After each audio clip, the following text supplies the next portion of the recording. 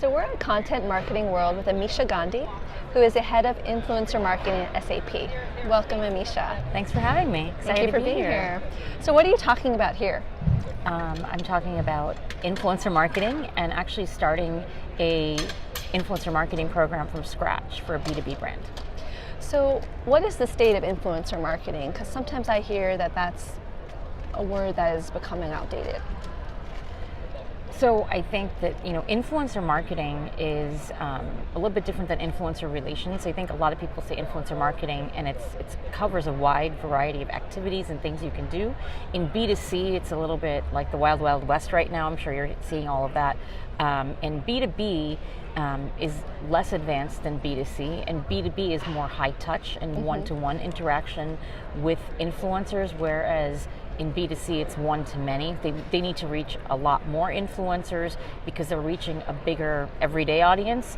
We're looking at it as reaching, a specific buying audience through our influencers. So it's a little bit of a different play. Right. So in B2B, it's newer. Right. So I don't know if it's old, but I think it's transitioning. I think it's becoming like more of an integrated part of a larger marketing strategy now versus just being a one-off thing that people do on the side. I think it's becoming integrated and an integral part of marketing across the board. So how do you find influencers that you want to work with? So there's many ways to find influencers. If you're a startup, you don't need to invest a lot in finding people. You can find a Google list, Google it and find a list. There's no shortage of lists. Yep. Analytica puts out a list all the time of different types of influencers. We use a tool called Tracker, but you can, between Google search, Tracker, and just some good old-fashioned research online, you're able to find the right influencers. You can see what they're writing about, who they're engaging with. Some things to look out for. If somebody's always talking about different brands and that's all they're doing, then that means they're being they're overworking with those brands and they're not doing a lot of their own content. You want people that are really inspiring your buyers or informing your buyers about a certain topic, issue, or trend that you're interested in, and then by interacting with them, you become part of that community too. And it's almost what I call guilt, by association, right? So we're considered part of that community through that influencer. But finding them is kind of the key to the success of any program. Right. And so I encourage people, I think BuzzMo has a free tool for people, but then, on the enterprise side or on the, B2B side, people should invest in the right technology to not only identify, but then you can also track and measure the activity that you have with the influencers. We also have heard a lot about the term micro-influencer. So how does that fit into your strategy? So I think every influencer program has different levels of influencers. On the B2C side, we hear about celebrity influencers, right? So this is more in the IT and tech and innovation space. So we're looking at finding influencers that are what we call macro influencers that have a much wider reach, like 250,000 followers, 100,000 followers.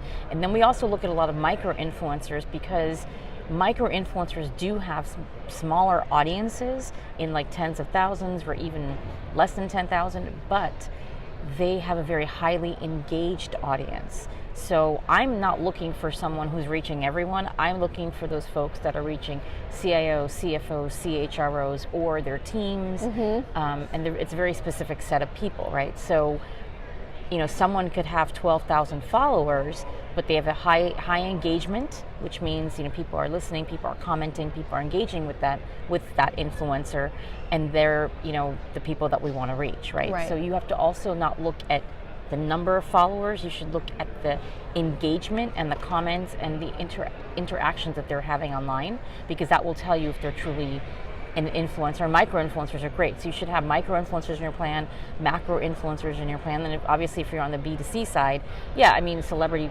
doesn't hurt, but that's more endorsement, right? So that's a different play. How do you measure the quality of the engagement? So the quality of engagement with the influencer is, obviously if they come to an event, you get to see the engagement. You can see them on social media, and that's really easy, much more easy to track. If we're doing an engagement that is content, that is harder to track. You have to get more deep into analytics. How many visits were there to the site? How many downloads did you get if it's a downloadable asset? If you do a webcast or a webinar, that's, how many leads did you capture, how much came from the influencers audience, how much came from yours. So then you can really truly start seeing the impact that an influencer has in your program. And that also is really important for, larger companies or brands when you're working in them, to be able to show that level of measurement, that level of impact becomes really important, because then you have stakeholders that can say, wow, this is something that does work.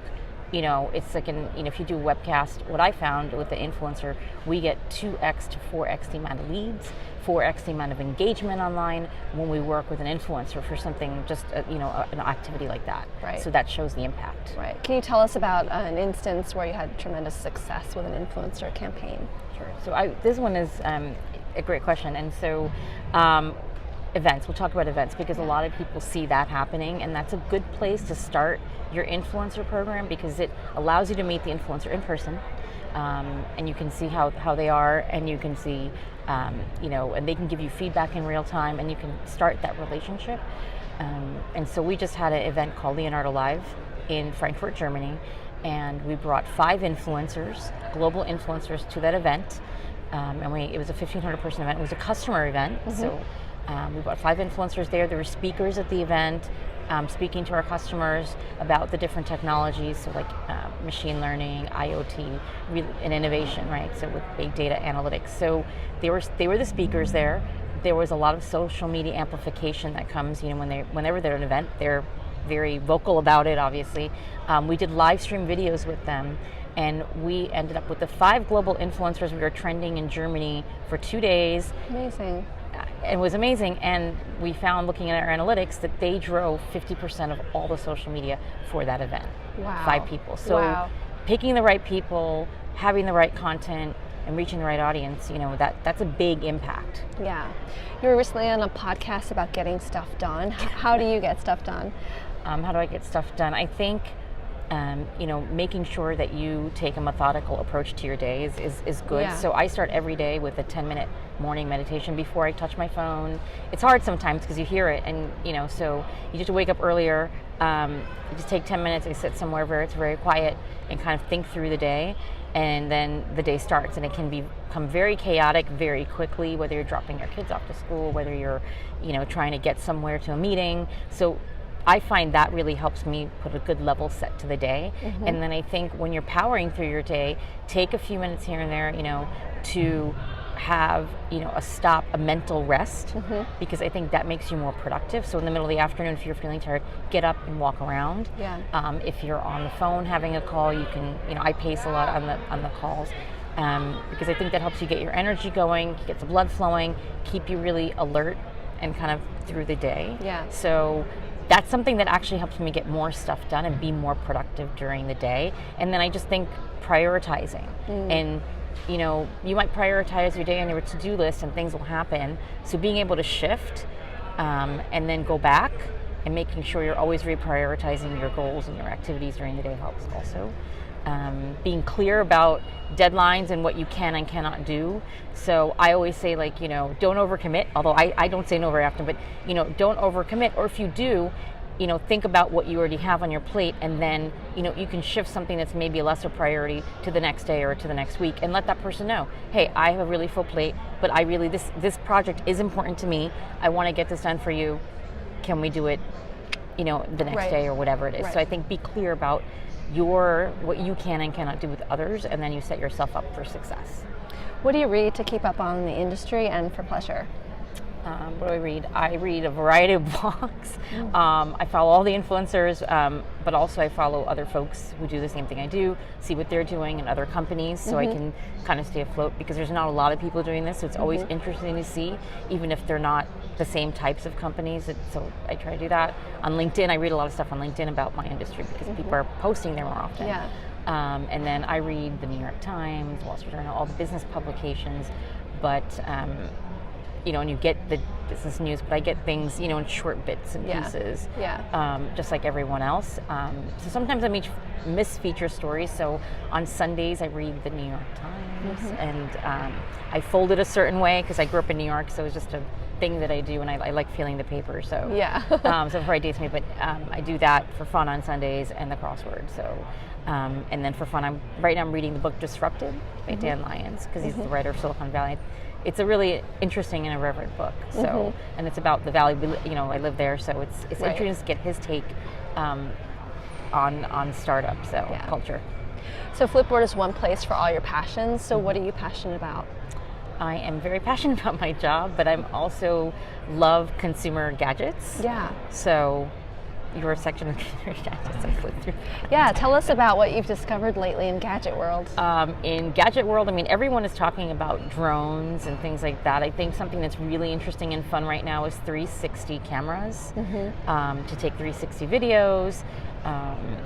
GoPro has something coming out, or I think it's out, but there's Canada's too. It's just interesting because then you're capturing life in a very different way, and I think that's leading to virtual reality. So pretty soon people are not going to just be watching entertainment. I think they're going to be immersed in it. So and there's always tools coming out for consumers to do it too, and I think that's when it becomes more mainstream. I think we'll see a lot more of that out there, and it's kind of fun and exciting for me. It's a little nerdy, but I really love that. I love it. Thank you so much for your time, Amisha. Yeah, thanks for having Thank me. you.